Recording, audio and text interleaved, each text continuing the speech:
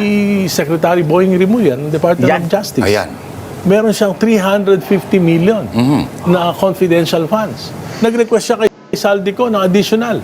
Kay Saldico talaga. Kay Saldico, may request siya eh. 1,150,000,000 additional.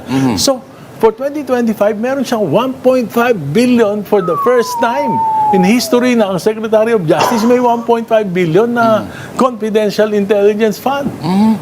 Patay ka, Bonjing Rimulya. Ayan na nga yung sinasabi natin, mga kadunatics. Yari si Bonjing Rimulya dito, mga kadunatics, sa inilahad ni Congressman Eris. Nako!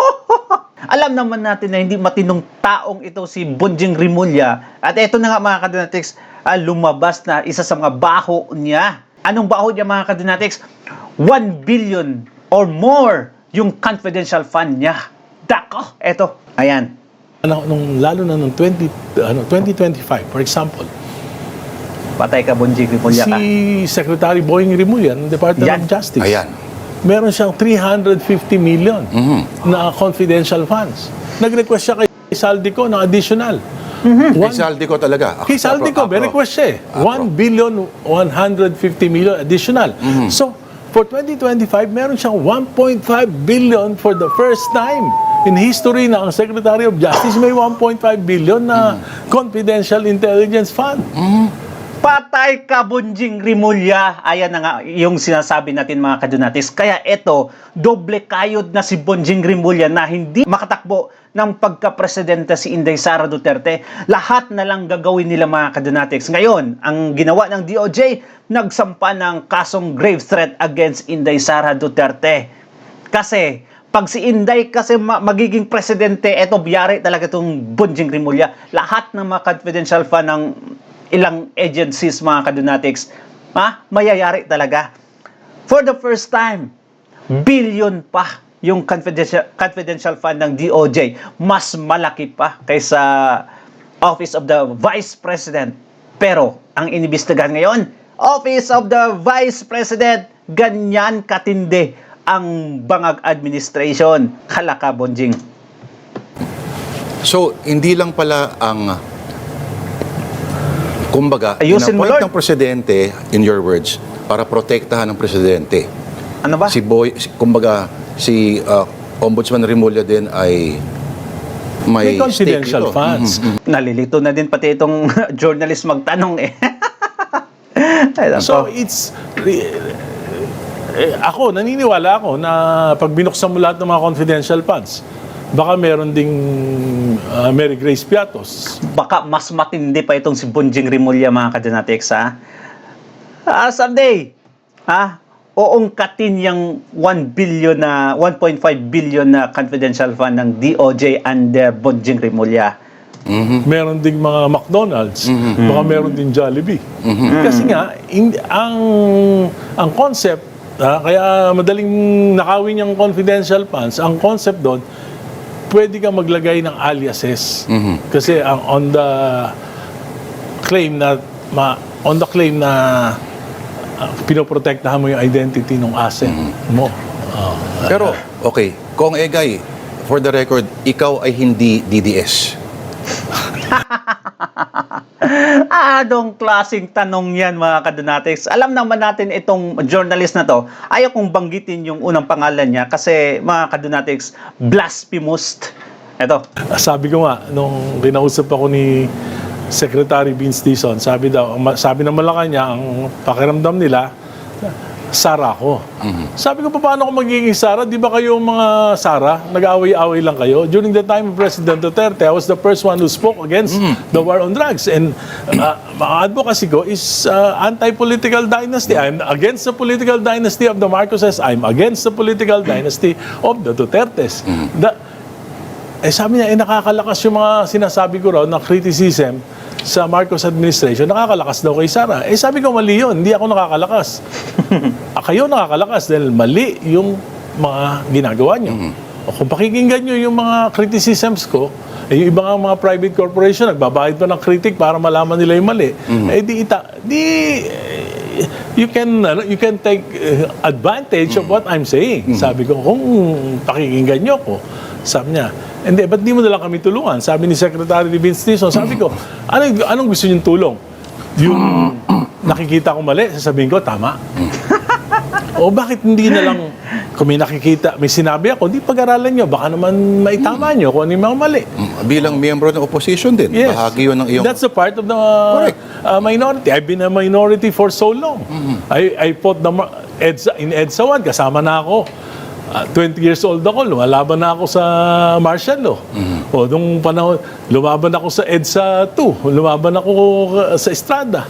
Nung nag-vote out yung Liberal Party kay Presidente GMA, so kasama din ako. So, yun yung yun yung aking prinsipyo eh. So, hindi ko po pwedeng dahil lang diyan sa pondo, dahil lang isasakripisyo ko yung aking mga Ang prinsipyo. tagal yun ng LP, ano? Kung, Yes. tama ba? Bang Yes. 80, ilang years ba? 18 years? Mga ganun?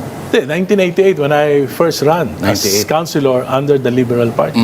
Nag-aksyon demokratiko pa kayo, pero... Last election. Last election. Why? Because nung sabi sa amin ni Vice President Lenny, she will not be running for president. So sabi ko, I'm running for mayor. Pag September 15, wala pang desisyon, I will go to Mayor Isko. Kasi kaibigan ko rin Yes. naman si Mayor Isko. So sabi, hindi tatakbo. Ang objective lang ni Vice President Lenny is to unite the opposition against the Marcoses. So, punta na ako kay Mayor Isko. Pero September 27, nagbago yung isip niya, hindi naman ako makatras kay Pero Mayor ito Isko. bang aksyon demokratiko na to is nagtinitrace pa rin ninyo yung inyong philosophy kay Raul Roco? Well, ang LP at ang Aksyon Demokratiko, dati isa lang headquarters niya sa Balay. Yes, kasi talagang sister party yan. Okay. Sa Balay, sa Cubao. Pero yung ibang mga kasamahan ninyo sa LP are aligning themselves with the majority. Kayo lang yata yung They are with the minority also. with the minority. Oh, pero politically, Pero ang problema nga, ako talagang nakakonsentrate ako on the administration. Why? Kasi siya yung presidente sa mga policies eh. Ang akin naman policies, hindi naman personal eh. Ang karamihan ng mga kasama ko sa LP, kasama sa majority kasi hati kami. 3 members are with the majority, 4 members are with the minority. Yun naman kasama ko sa minority, ilan sa kanila concentrated on against the Dutertes. Pero ang sabi ko nga, mas importante makapagbigay ng check and balance sa administration because declining talaga yung ating economy. Sino ba dapat mong i-check dito? kung kay upper middle income, Hindi naman totoo yun. Alam mo, yung middle income, ang ibig sabihin lang noon, 99 na mahirap, may pumasok na 1 bilyonaryo, nadamay lang. Divide Pero mahirap lang nila. dinivide lang Dinivide lang per head, tapos yun na yun. Yes. Hindi naman yun ang Okay, kung... At ang pinakamasama, third quarter 2025, 3.9% yung GDP natin. Oo, not getting any. Tapos fourth quarter 3%. First Sobrang quarter liit. 2026 2.8. Pastilan. Ngayon 2.3%. Wow. Ang inflation natin more than 6%. Yet, kung Sa panahon ni Tatay Digong, during pandemic mga kadonatics, mas lumalamang tayo sa China, sa GDP mga kadonatics per quarter. Minsan naabot tayo ng 6.7, minsan 5, minsan 6. Pero ito, grabe talaga, sobrang baba ng GDP natin ngayon. Wala tayong kinaharap na pandemic mga kadonatics aside sa oil crisis na hindi naman naapektuhan yung ibang bansa mga kadonatics. Pero sa pandemic lahat talaga affected. Pero sa Asia, Southeast Asia, this top 3 tayo mga kadonatics sa GDP ha. budget, ang pinopropose sa budget for next year na 7.2 trillion is 6% higher than the national budget for this year. Alam mo, yung kinikita natin, 49% pinambabayad natin sa utang. 49, ha? 49, yung income natin, 49%. Ang debt to GDP ratio natin, 65.3. Ibig sabihin, yung ano natin, yung pag-angat natin, 3-4%, ang utang natin, paglago, 10% a year. Eh kaya tayo utang para Mabayaran. bumilis yung ano Supposedly. yung economy, yung gross ang mangyari, mas mabilis yung utang. So mababaon yung kinabukasan ng mga Pilipino. Meron din naman daw nakalaan para dyan, ano, napaka-generic yung tema ng NEP ngayon, ano, people-centric para daw inclusive at maging resilient, na people-centric, people-centered. As if naman sa robot magagastosin yung mga pondo. Pero kung mas bababa ng ilang bilyon yung pondo ngayon para sa edukasyon. Pero, of course, pagdating sa BICAM, karaming milagro ang mangyayari dito. Maraming changes. Pero ayoko nang husgahan yung 2027. Hindi ko pa naman napapag-aralan. Actually, wala pa akong kopya. Pero yung mga nakaraang budget, ayuda. Yan yung pinaka number one na yung mga government spending natin, wala sa infrastructure. Hanggang ngayon, wala pa napapagawa ni isang building, ng school building. Ang pinaka-effective nilang programa sa paglalabas ng pera, puro ayuda. Tama. Kaya yung mga tao natututo na puro ayuda na lang. Nakanganga, nag-aantay ng ayuda. Maraming Pinoy na tingin nila yun ang trabaho ng gobyerno. Yan. Bigay. Kaya nga, ang nangyayari, yung work ethics. Yan, lumabas yung may pinakamalaking insertion mga kadanatig sa kamera. Swansea. Yung mga Pilipino ay talaga nababago. Kung Women's crocodile. merong at least 150 billion daw na nakalaan para sa flood control. This time pa rin. 107 107 billion pala. I'm sure this time siguro may karapatan ang Pilipino na tingnan ng maigi yan. At sa tingin mo, this time ba magagamit na sa maayos? Actually, kung gagamitin para sa talagang flood control, maliit yun. Oo nga. Correct. Maliit yun. Sa laki ng problema natin sa floodings, maliit yun. Tsaka bakit tayo gagastos pa ulit sa dapat nagbigay na tayo dati? At hindi pa rin natin napapanugot yung mga dating dapat managot. Kasi hindi naman talaga flood control projects yung ginawa nun. Ang ginawa nun, ghost project. Ghost projects. Diba? Pangalawa, yung mga substandard projects. Sino ba yung nag-identify ng mga flood control? Mga representatives. Hindi ibig sabihin, hindi nakabatay sa isang plano, master plan para sa pag-aayos ng floodings. So, yun, kanya-kanyang diskarte ng mga representatives. So kung yung inyong kontrasona supposedly has 3 parts. Yes. Yung una, nirefute ninyo yung mga pinagmamalaki. Yung pangalawang part is about what? It's about the flood control. Flood control. Ipapaliwanag ko Exclusively. kung ano nangyari. Kasi ayaw talagang yung mga investigasyon, puro bitin eh. Puro mga, for example, sabi ni Senator Lacson, nakatanggap si mga Bersamin ng 8 billion, pero hindi na inimbestigahan. Sabi ng Supreme Court, yung pinalabas na mga unprogrammed appropriations, pirmado lahat ni Secretary Pangandaman yung nadala sa mga flood control projects. Hindi rin inimbestigahan, in-appoint pa. So, bakit ganun? Bakit ganun? At ang sa mangyayari ho ba yun sa Monday? Kamo? Yes, Monday. Sa Monday. At papangalanan ninyo yung posible sa mga... I will just name the districts with the biggest allocations. Tapos bahala na sila, prosecutor ba yan o hindi? Alam mo, dapat mapunta yan kila Attorney Ligutan at Attorney Lorna Kapunan, the ones who do the heavy lifting. Maraming salamat sa oras. What? Klaro talaga tong... Ay, nako. Well, anyway, eto mga kadonatics, panoorin natin ang paggisa ni Attorney Christine Ferrer, mga kadonatics, kay kakadayat na Silene. Witness ng prosecution, but before anything else, pasahin lang natin ito mga kadonatics. Sa to kaya to? Tatakbo ako bilang Vice President ng aking kapatid na tatakbong presidente ngayong 2028. Erich Tuplok. Patay. Good luck sa'yo. Good luck sa'yo. Ay nako, kawawa naman talaga itong magkapatid mga kadinatis ha. Kahit ano na nilang naisip nila. Sobra.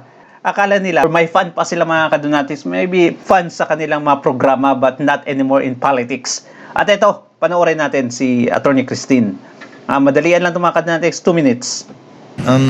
Rick Ross.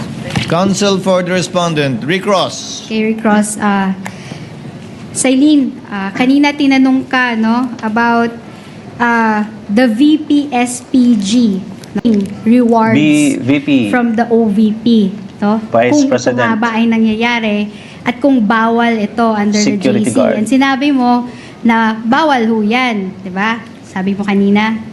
Okay, may finding ba kayo sa notices of disallowances nyo, both first and second notices, na yung VP-SPG ay nagre-receive ng payments for reward and purchase of information from the confidential funds of the Office of the Vice President? May findings ho na ganon? Under the joint circular nga po, tama na yung payment of Hindi, rewards. Hindi. please, Your Honor, please, can Kindly you answer the question, Yes. Celine. The question is simple. Wala po. Wala. How about sa Wala DepEd? May pala, findings ate. ba kayo na yung VP-SPG tumatanggap ng rewards and payment for purchase of information from the confidential funds of the DepEd? Wala din po. Okay. Oh, patay. So, Hindi bawal. Kanina, tinanong ka about sa mandate ng OVP at DepEd, no? At tinanong din ng ating good counsel kung eto bang si OVP under its mandate, allowed ba itong mag-receive ng confidential funds? To which you said, mukhang hindi ho. Noong 2022, no, the fourth quarter of 2022, alam ho ba ninyo na inapprove ng Office of the President ang confidential funds ng OVP? Based po sa mga documents na nasubmit sa amin, opo, meron pong Okay. approval. Nung Oo, yun naman pala eh. Bakit sinabi mo kanina? Ayun naman pala eh. Bakit sinabi mo kanina na bawal? Nako! 2023 Estado ho, kayo. nasa General Appropriations Act po yung confidential funds ng OVP. Tama po? Based po sa mga submissions sa amin, opo, nasa GAA po. Okay. In short, ito po ay inapprove ng ating Congress, yung GAA. Tama po?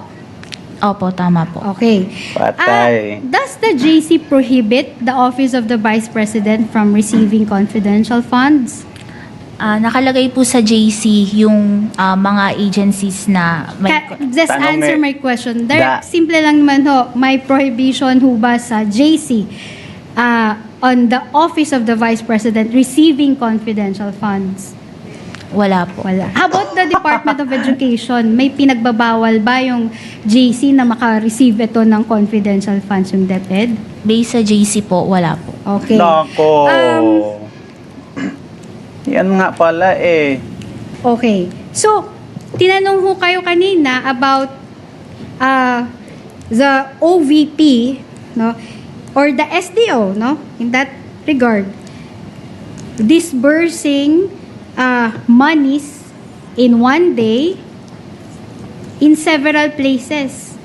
No, sinabi ho, isang araw, madaming mga pinaggastusan, no, isang date lang yun, iba-ibang lugar. May findings ho ba nito sa first ND ninyo? Wala po kasi we presume regularity po doon sa transaction po. Okay, thank you. How about sa second ND po ninyo? May Regular findings ho ba pala. nito? Dahil nga po nag-base kami sa certification under oath ng SDO, wala po. Okay, so Ay, nako. So, walang irregularities mga kadonatics. So, walang notice of disallowance. Galing sa COA. So, ano yan? Nako, bisado kayo. Anyway, comment down below mga kadonatics at babasahin natin yan. Don't forget to like and subscribe. Thank you so much and God bless you. Ingat palagi. Bye-bye.